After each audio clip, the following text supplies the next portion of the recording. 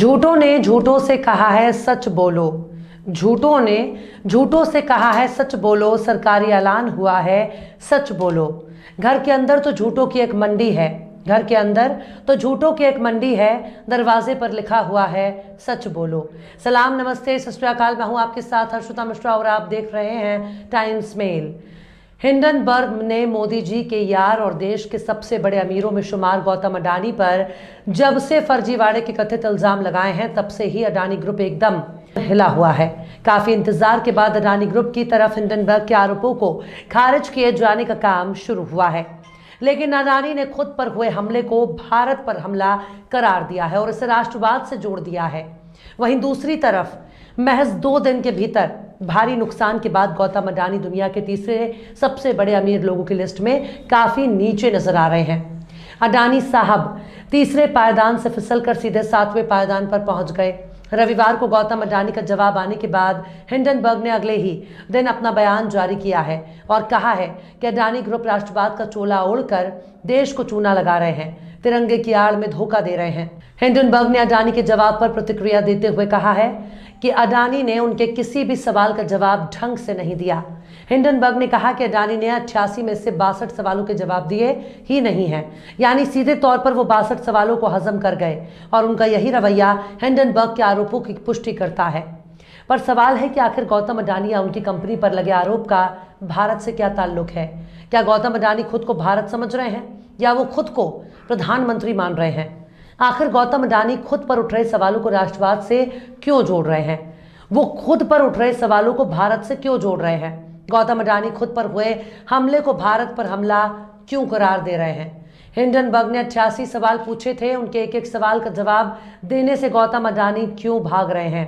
पहले ही दिन जब अडानी ग्रुप की तरफ से बयान जारी किया गया तब अडानी ग्रुप के अधिकारी ने अपने पीछे तिरंगे का इस्तेमाल किया था।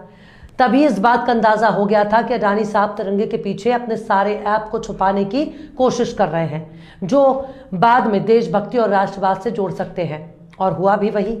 भारी नुकसान का सामना कर रहे अडानी ने न सिर्फ हिंडनबर्ग की रिपोर्ट को झूठ का पुलिंदा कह दिया, बल्कि खुद पर लगे इल्जाम को राष्ट्रवाद से जोड़ दिया।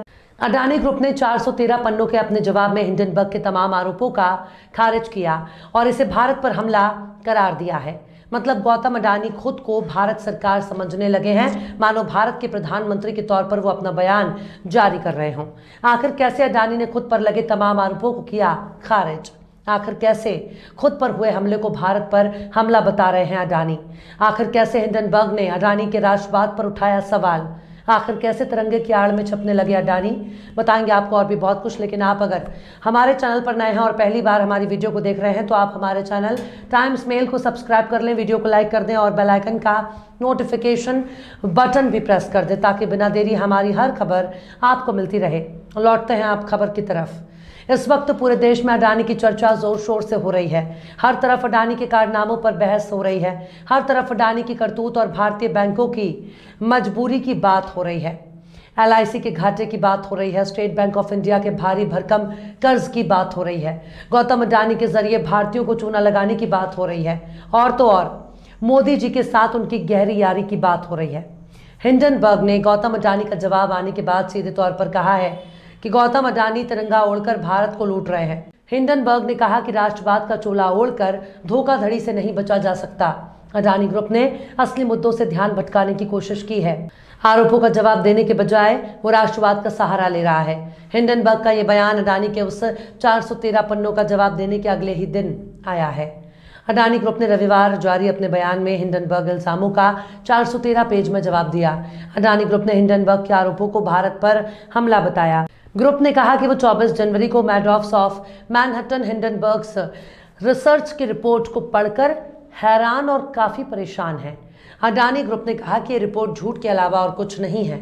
अडानी ग्रुप ने कहा कि हिंडनबर्ग के दस्तावेज चुनिंदा मिस इन्फॉर्मेशन का एक दुर्भाग्यपूर्ण संयोजन है।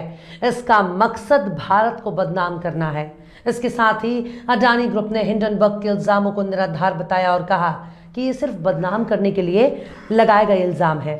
अडानी ग्रुप ने कहा कि ये केवल किसी खास कंपनी पर एक अवांछित हमला नहीं है, बल्कि ये भारत और भारतीय संस्थानों की स्वतंत्रता, अखंडता गुणवत्ता के साथ ही भारत की ग्रोथ स्टोरी और देश की महत्वाकांक्षा पर एक सुनियोजित हमला है।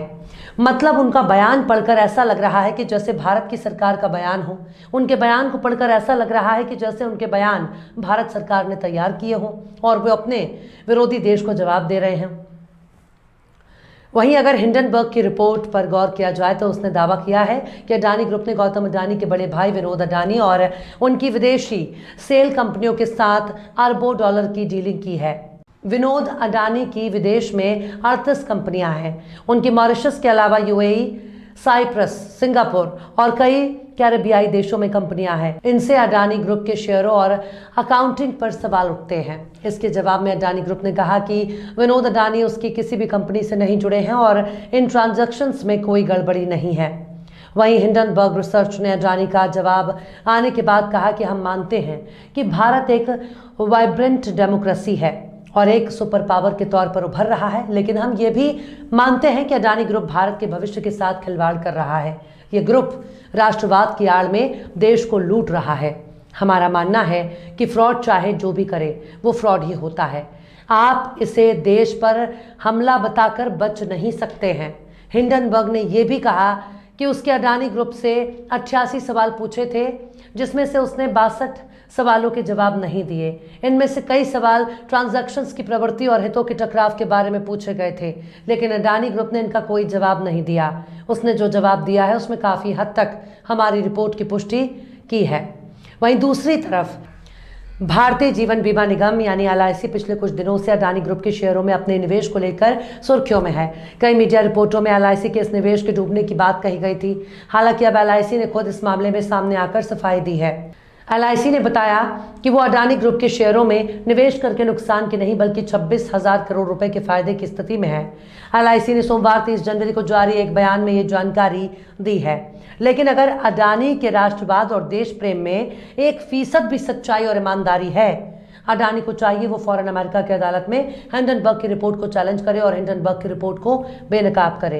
अगर अडानी ग्रुप ने हिंडनबर्ग के खिलाफ कानूनी कार्रवाई नहीं की तो फिर अडानी की मंशा पर ही सवाल उठेगा। इसलिए अडानी को हिंडनबर्ग के खिलाफ लीगल एक्शन लेना होगा, वरना उनकी तमाम दलीलें केवल और केवल कोरा बकवास साबित हो जाएंगी। बहरहाल चलते चलते आखिर में गोरख पांडे ने भी क्या खूब फरमाया है। राजा बोला रात है, रानी बोली रात है। राजा बोला रात है, रानी बोली रात है, मंत्री बोला रात है, संतरी बोला रात है, सब बोलो रात है, ये सुबह सुबह की बात है। फिलहाल इस वीडियो में बस इतना ही। ये वीडियो आपको कैसा लगा कमेंट बॉक्स में ज़रूर बताइएगा। वीडियो पसंद आए तो लाइक करें। हमारे वीडियो लिंक को फेसबुक, ट्विटर, व्हाट्सएप पर अपने रिश्तेदार, यार, दोस्तों को भी शेयर करें और बेबाक, निष्पक्ष, स्वतंत्र पत्रकारिता को सपोर्ट करने के लिए आप हमारे चैनल टाइम्स मेल को ज़रूर से सब्सक्राइब करें और हाँ, बेल आइकन की घंटी वाली बटन भी ज़रूर से दबा दें ताकि आपको हमारे आने वाले नए वीडियो की नोटिफिकेशन फ़ौरन ही मिल जाए। फिर मिलते हैं किसी और वीडियो में एक नई खबर के साथ। हर्षिता मिश्रा को दीजिए इजाज़त। जय हिंद। तो देख लिया आपने हमारे इस वीडियो को। हमें उम्मीद है कि आपने हमारे वीडियो को लाइक किया होगा और दूसरों को भी शेयर किया होगा। अगर अभी तक आपने हमारे चैनल टाइम्स मेल को सब्सक्राइब नहीं किया है तो जल्दी से सब्सक्राइब कर दें और बेल आइकन भी प्रेस कर दें।